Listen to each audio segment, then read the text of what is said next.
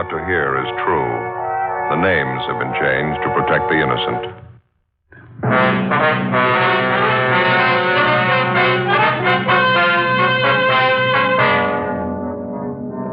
You're a detective sergeant. You're assigned to robbery detail. A pair of bandits are staging a rapid-fire campaign of holdups in your city. In 21 days, 11 food markets have been robbed. The holdups go on. The suspects are still unidentified. Your job? Get them.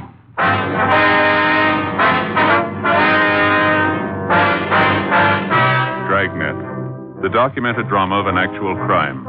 For the next 30 minutes, in cooperation with the Los Angeles Police Department, you will travel step by step on the side of the law through an actual case transcribed from official police files.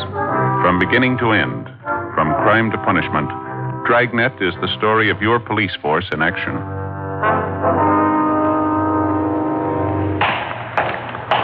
It was Tuesday, September 26th. It was hot in Los Angeles. We were working the day watch out of robbery detail. My partner's Ben Romero. The boss is Captain Didion. My name's Friday. It was 9:18 a.m. when I got to the record bureau, Lieutenant Cunningham's office. Joe, what's doing? Oh, not too much. Got a job you can do for us, Frank. Like to have it as soon as you can get it out. Oh, what's it about?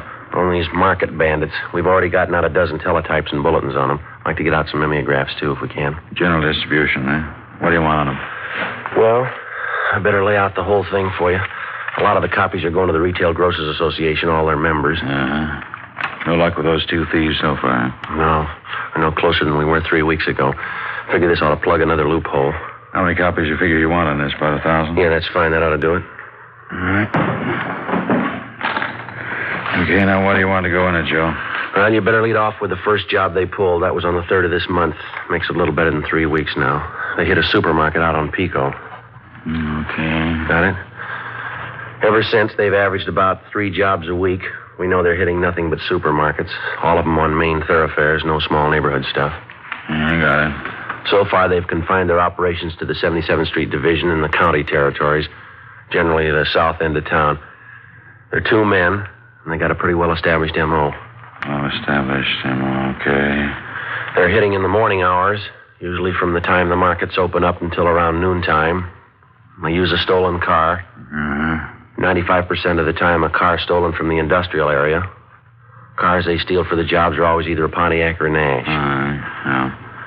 We also know they're dropping the stolen cars within a short radius of the holdup scene, about a half a dozen blocks or so. In some instances, they use a second automobile or public transportation, some kind of bus or streetcar, to make their getaway after they drop the stolen car. Just a minute, Joey. I'm sorry. Going a little fast, huh? Yeah. Okay, I got it. Okay. Well, let's see. All right, go ahead now. They usually pull up and park directly in front of the market that they're going to hold up. One of the men always remains in the car behind the wheel. Apparently, it's always the same man. Here's the description. Meager. We know he's good size. MWA. Fairly large build. Here's about the best description we've been able to piece together on the second man. Picked up a little bit from each victim. All right. Second man described as MWA also. About 5 foot 8 inches, medium build, 155 to 160 pounds. Always wears a hat. Yeah. Brown suit, rough material of some kind, maybe tweed. Want to smoke, Frank? Huh? Smoke. Oh, no. All right. When he enters the market for the holdup, the second man always holds a white handkerchief to his face as if he's wiping his eyes. Keeps most of his face covered with it during the robbery. He's armed with a nickel-plated revolver, possibly .38 caliber. We know the jobs are well cased because in almost every instance, the suspect goes directly to the manager of the market. Goes directly to the manager. He hands the manager a brown paper sack, tells him to put the money in it, and then he takes off. So far, he's never attempted any rough stuff, no gunplay. On 3 occasions, when the suspects got only small amounts of money at one market, they hit again in 15 or 20 minutes at another store in the same general area. They never make any attempt to disguise or conceal the license number on the getaway car. As I say, they always abandon the car a short distance from the holdup scene. I see, Okay, I got it. Well, that's about all of it, Frank. I guess you can boil that down into some kind of shape, huh? Yeah, okay. I'll have it typed up in a form. I'll get you a copy before we make the run, see if it's okay with you. Fine, thanks. It's not going so good, huh? No, it isn't, Frank. Pretty slow. We've been on top of the thing for a couple of weeks now. We're still looking for some kind of a break. Say, I understand Glenn Chandler from your office took off for some fishing down in Mexico, huh? Yeah. He's not doing bad from what I hear. I got a card from him yesterday. He's down by Keno Bay. He put the bite on me to send him a dozen martin plugs. Yeah. Fish must be hidden pretty good down there. Oh, that's what he says, yeah. Those big brown sea bass especially. I wouldn't mind getting in a couple of days down there myself. Excuse me. Yeah. Record Bureau, Cunningham. Yeah, just a minute. You, Joe. Thanks, Frank. Yeah. Oh, yeah, Ben. Mm-hmm. When? All right. Yeah, okay. Right away. Yeah, fine. Check that for me later, Frank. Might be a little change. What's the matter? Market bandits. They hit again. 9:38 a.m. Ben and I got in the car and drove to the scene of the bandits' latest holdup, a new supermarket out on Slauson near the intersection of South Broadway. After interviewing the manager of the store and all available witnesses to the robbery, there wasn't much doubt about the identity of the suspects. The description and M.O. fitted perfectly with that of the two men who'd been staging a whirlwind campaign of market robberies throughout the south end of the city for the past 3 weeks. The approach and execution of the holdup was the same in every detail, even to the stolen car they'd used, which was found abandoned a short distance from the robbery scene. There was only one deviation, and it was the first break we'd had in the case since it started. A woman customer at the market, a Mrs. Thomas Swanson, saw the holdup man as he left the store and ran to the getaway car. She told us that the car door apparently stuck when he tried to pull it open, and that he took away the handkerchief which he'd held to his face in order to pull the door open with both hands. During those few seconds, she got a good look at him. After taking the crime report and making our preliminary investigation, we brought Mrs. Swanson downtown. We had her check through mug books of all recent parolees from the state penitentiary, all ex-convicts with robbery records. After a couple of hours of checking mug shots, she couldn't seem to make positive identification. I'm very sorry, officer. It just gets a little confusing after a while looking at all these pictures. I did get a good look at the man's face. I just can't settle on one of these pictures, so... Well, from what you did see of him, Mrs. Swanson, the lower part of the man's face especially, can you find a good likeness in any of these? Well, yes, I can find good likenesses for some of his features, but none of them are all together in any one of these pictures here. Like the mouth and chin on this man here. Yes, ma'am. Is that pretty close? Almost exactly, I'd say. And then the nose on this one here, it's the very same. Mm-hmm. I just haven't seen any picture that fits them all together. You know what I mean, don't you? Yes, ma'am, I understand.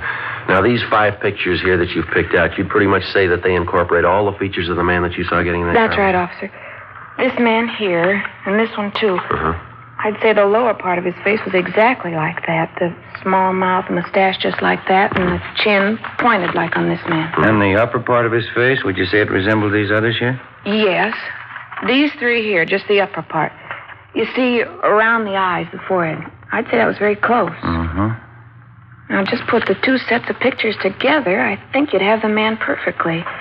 Sorry, I can't be more help to you. As I say, looking at all these books of pictures, it gets a little confusing. Well, you've given us quite a bit of help, ma'am. Thank you very much. Not at all. Is there anything else? No, thank you. Not right now. We've got your address and telephone. We'll probably be contacting you in a day or two. If you'd like to wait right here, we'll make arrangements to have one of the officers drive you back to your home, all right? All right. Thank you very much. You're welcome. Goodbye, ma'am. We'll be talking to you. Okay, yes, goodbye, officer. What do you think, Joe? Well, it's more than we had yesterday. Her description's the best we've got on the guy so far. How about getting a composite picture made up from the mug shots you picked out? Yeah, that's what I was thinking. Do you want to duck in and get somebody to drive Miss Swanson home? I want to go in here in the captain's office, fellow. Yeah, okay. Thanks, Ben. Friday, how'd you make out? Well, could have been worse, Captain. Woman find anything in the mug books? No positive identification. She picked out 5 of them she thought were close. I think maybe Putoff over at the crime lab ought to be able to make up a pretty good composite from them. She fairly positive about the man's description? Yeah, seems to have a clear idea. Good composite ought to help us quite a bit. You get this new description, that mimeograph you're having made up? No, not yet. I'm going to see Frank about it in a minute. Hi, Skipper. Ben? Got a hold of Jess Gonzalez, Joe. He's going to drive Mrs. Swanson home. Fine. Did you ask him if he checked on that last run we made through the stats office? Yeah, he picked it up. He and Frank Estrada are going to start checking the names this morning. It's not much of a list. Been pretty well picked over already. So all you got from the witnesses out there this morning, huh? Description from this Mrs. Swanson? Yeah, that's about it. The rest of it was their usual M.O. Swanson woman was the only one who got a good look at the guy when he took the handkerchief away from his face. How about the getaway car they found? Same as the others. Leighton Prince checked it over. It's clean. Well, 2 thieves had their share of luck. When do we get ours? How about Metro Division, Captain? Can we get any help out there? What do you got in mind? Well, we know the take that the 2 thieves got in that job this morning was pretty small for them, $340. Yeah. From their M.O. in the past, we know whenever they get a small take on a job, they usually hit another place fast. They work in a fairly concentrated area, down the south end. They only go after big markets on the main thoroughfares. Well, I was thinking if we could get some help from Metro, put maybe 15 or 20 crews down in the area for the next couple of days, might stand a good chance of grabbing them. We were talking to Dick Tiernan over at the sheriff's office, Skipper. He says he could put some of his men down that area, too. Cover the county on the fringes, the territory around there. What do you think? All right, fine. See if I can get Stevens at Metro right now. Set it up. Figure about 20 crews, is that right? Just about, yeah. With any kind of luck at all, we ought to land them. Well, sure worth a try. Lieutenant Stevens, please. Yeah, Joe, this is Harry Didion. Fine. We've got a little stakeout problem here. How about using some of your men? About 30? All right, I'll settle for 25. McKay? Yeah, south end of town. Those market bandits. Fine. Would you have them report here at robbery, 7 o'clock tomorrow morning? All right. Thanks a lot. It's all set. You got 25 men, 7 o'clock tomorrow morning. Okay, Skipper. We'll give you a dozen teams to start with. Gonzalez and Estrada are one more. How many you figure working from the sheriff's office? Oh, about 4 or 5 teams, I imagine. All right, it's your operation. You two will be in charge on our end. You run the show, you brief the men. If you need anything, call me. Right. How about the overall plan, Skipper? You got any special ideas on it? Just one. Yeah? Get them. 1:18 p.m. We got the revised description of one of the hold-up men to Lieutenant Frank Cunningham at the Record Bureau. He told us 1,000 copies of the special mimeograph form containing all available information on the 2 market bandits would be ready for us that night. We met with Sergeant Putoff, the artist at the crime lab, and he went to work making up a composite picture of one of the suspects from the mugshot selected by the robbery witness, Mrs. Swanson. When the picture was completed, we had Mrs. Swanson check it for similarity to the actual hold-up man, and then we brought it back to the Record Bureau, where 1,000 copies were made of it. The pictures, along with the mimeograph forms, were sent immediately to the Retail Grocers Association for distribution to all market operators throughout the city. Additional copies of the picture and the information sheet were given to each man who was to work the stakeout when we met in the squad room at 7 o'clock the next morning. Besides the men from Metropolitan Division and the men from Robbery who were going to work with us, Lieutenant Dick Tiernan and Sergeant Dave Terry from the sheriff's office were also there for the briefing. Well, briefly, that's a rundown on the 2 suspects and the M.O. they follow. It's the same information and description on them you'll find in those memeo forms we handed out. Joe, you want to take over and give them their assignment? Yeah, all right. Well, if you'll just take a look at this pinup map here for a minute, I'll try and brief you on how the stakeout's going to go. The way we got it figured, anyway. Now, we've worked out a plan we think ought to be the easiest and the best way to work it. If any of you have any suggestions as we go along, we'd sure like to have them. All right, now, as you can see from the map here, the stakeout area is in the south end. It runs from, can you all see it from there? Yeah. Okay. It runs from Santa Fe Avenue over here on the east to Vermont Avenue on the west, running north and south. Now, we'll have to cover from Santa Barbara Avenue on the north down to Manchester. That'll be the southern boundary right there. That's the area the thieves have been working. Now, we're going to have 14 of our own crews covering that area, and Dick Tiernan and Dave Terry from the sheriff's office will have their men covering adjoining county territory. Now, we've broken the map down into equal units, as you can see here. Each unit will be covered by 1 car, and each of you will be assigned a unit number. Romero and myself will be an 80K. We'll have a roving unit.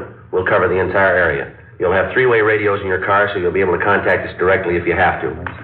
Now, if you'll check the map again, you can see these green pins we've placed here.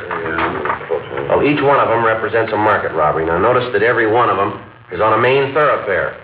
See, Manchester, South Broadway, Vernon, South Hoover. Now, I don't have to tell you that that's where you'll have to keep a sharp watch on the main street. Each of the individual units here on the map will be covered by 1 car, as I said. Each one's roughly 9 blocks square. Now, you'll be responsible for the area assigned to you. We haven't got too much time, so before we go down the list to assign the areas, have you got any questions? Any questions at all? Yeah. Suppose there's a 211 call in somebody else's area. I mean, other than the one you're assigned to. Do we leave our area and head over there? No, Jess, I meant to bring that out. If there's a robbery call in somebody else's area, stay put till you get a call to lend a hand. Oh. Anything else? Yeah, how about the managers of these markets? They've been briefed on the stakeout? They know we're going to be covering the area? Yeah, they've all been alerted. Now, in case of a holdup, they might try to contact you directly. They'll be looking for you. You'll be looking for them. That it, Bob? Is that covered for you? Well, yeah, but I'm just wondering about this number 2 suspect, the one who drives the getaway car. Yeah? Well, it says here on the dope sheet, number 1 suspect carries a nickel-plated revolver. Now, how about number 2? He carry a gun? Well, I wish I could answer that. We don't know.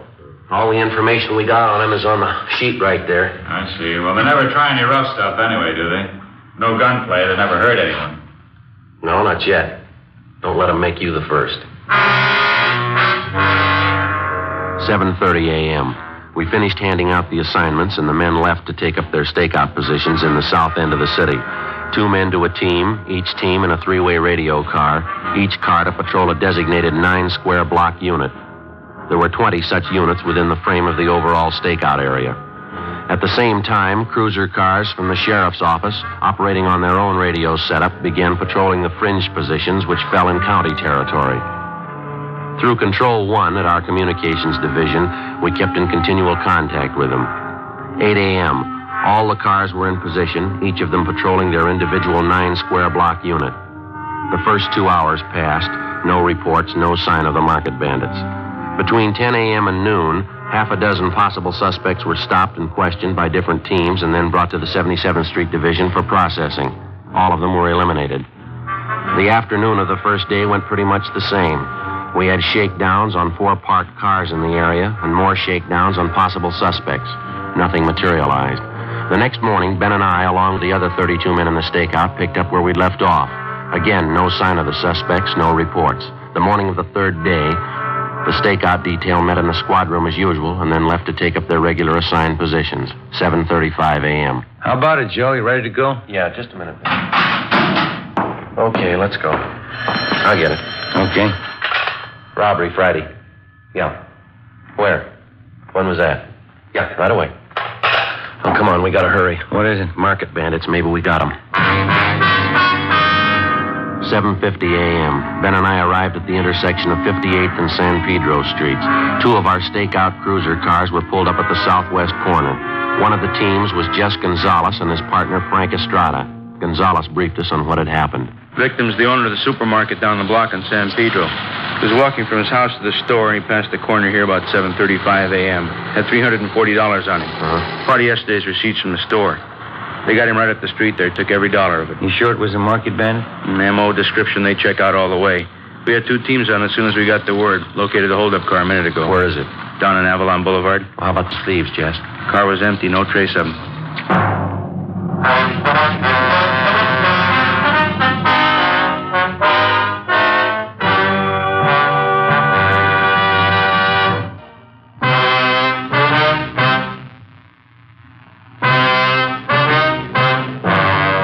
Saturday, 8:05 a.m.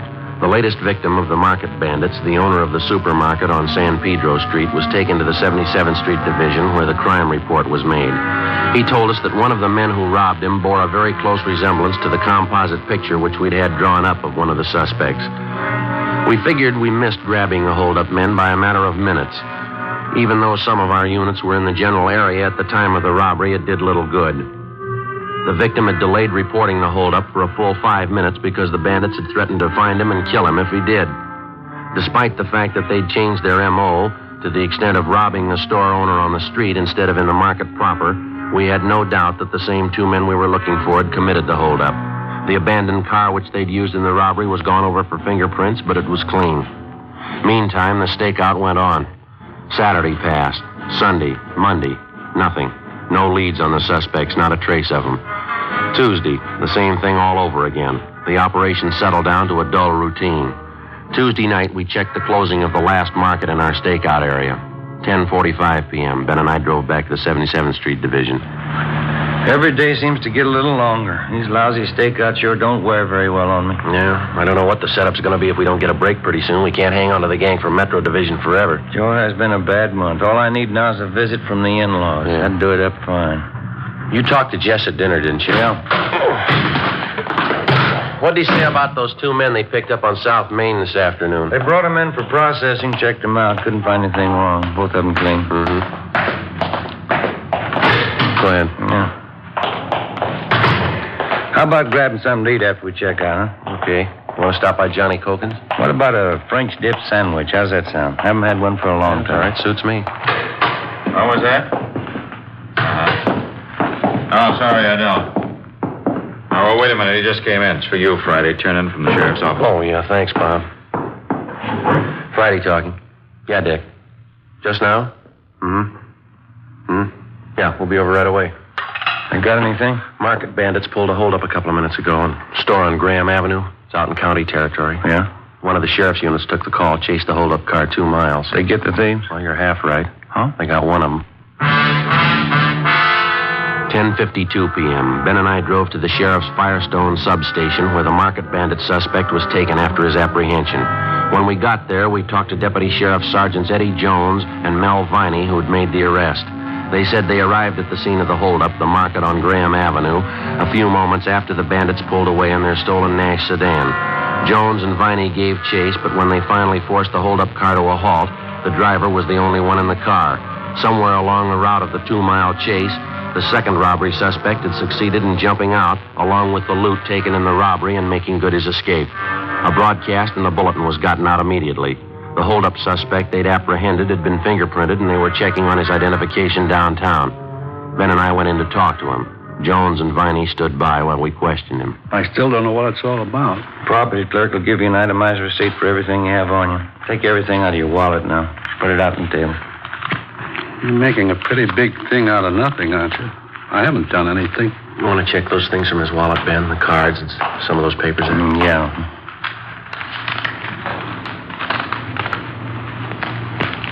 This your true name on this card here? Grant B. Jameson, is that right? That's right. This your present address? Yeah? You ever been arrested before? Why you ask that? It's not going to take too much time to find out. You might as well tell us. We still don't know what this is all about. I was speeding a little, that's all. I haven't done anything. No, you're kidding yourself, Jameson. We got everything on you that we need. What do you think you're going to gain by stalling us?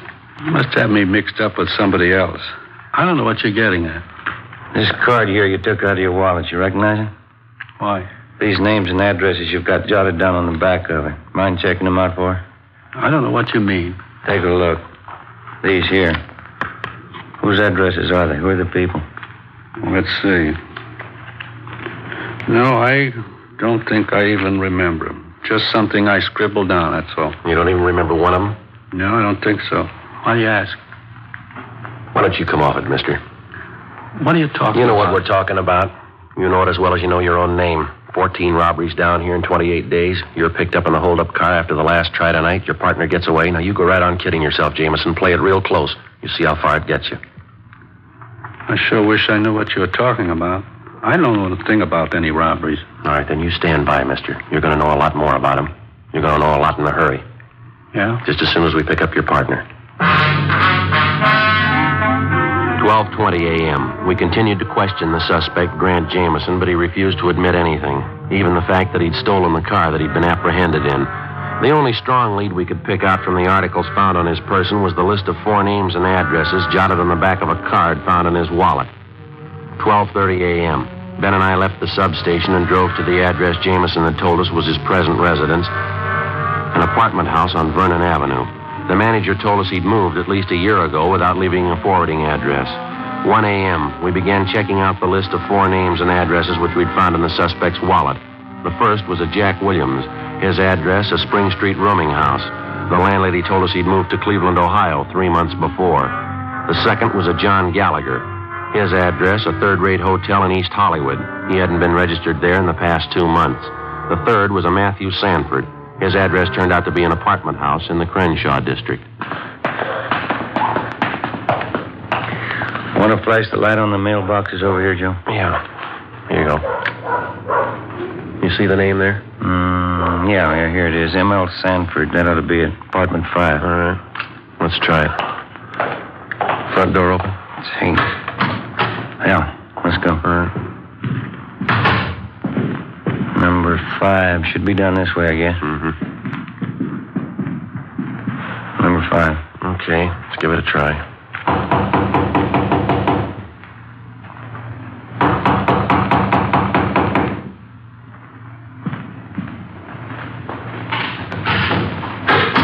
Grant, that you? Police officers. You Matthew Sanford? Get out of here. All right, hit it, Ben. Yep. All right, come on. Put the gun down. Drop it. I got it, Joe. All right, get your hands out. I'll cover him. Look around, huh? All right. What is this anyway? What's the idea? You tell us. You pulled the gun. You got no business in here. You got no right. All right, you just stand still. We'll explain it downtown. Money sacks, Joe. Found them in the desk. Same market they hit tonight. All right, Sanford. You got nothing from me. I don't know what you're talking about. Get his coat, will you, Ben? Yeah, all right. What are you trying to build anyway? You haven't got anything on me? 14 robberies, mister. That's what we got on you. You think you got proof? We got it. Yeah? 14 victims. Come on, let's go.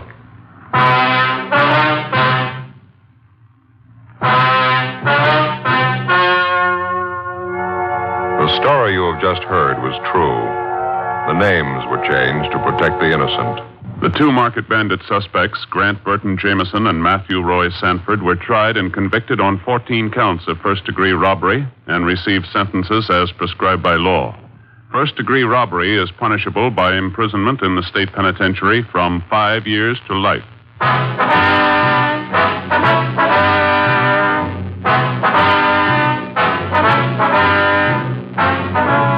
You have just heard Dragnet, a series of authentic cases from official files. Technical advice comes from the Office of Chief of Police W.H. Parker, Los Angeles Police Department.